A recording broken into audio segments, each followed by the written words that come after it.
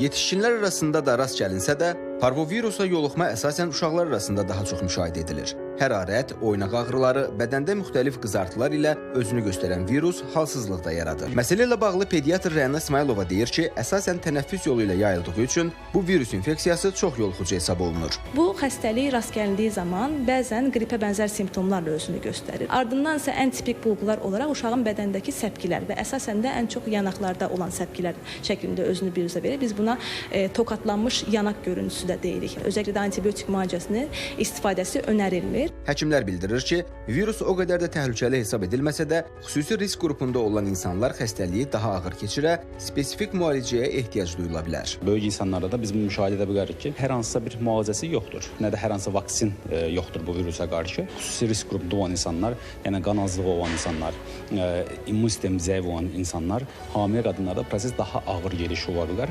Bu zaman isə dediyimiz kimi müalicədə hətta bəzən qan köçürülməsi, immunoqlobulin köçürülməsinə qədər də ehtiyac ola bilər. Virusdan qorunmaq üçün gigiyenik qaydalara əməl olunması, bol maye qəbulu tövsiyə edilir. Yoluxan şəxs ağrı və hərarət olduğu halda ağrı kəsici və qızdırma salıcı dərmanlardan istifadə edə bilər. Aysu Qayıbova, Şəhriyar Əhmədli, Əhməd Məmmədov, ATV xəbər. Yetişkinlər arasında da rast gəlinsə də, parvovirusa yoluxma əsasən uşaqlar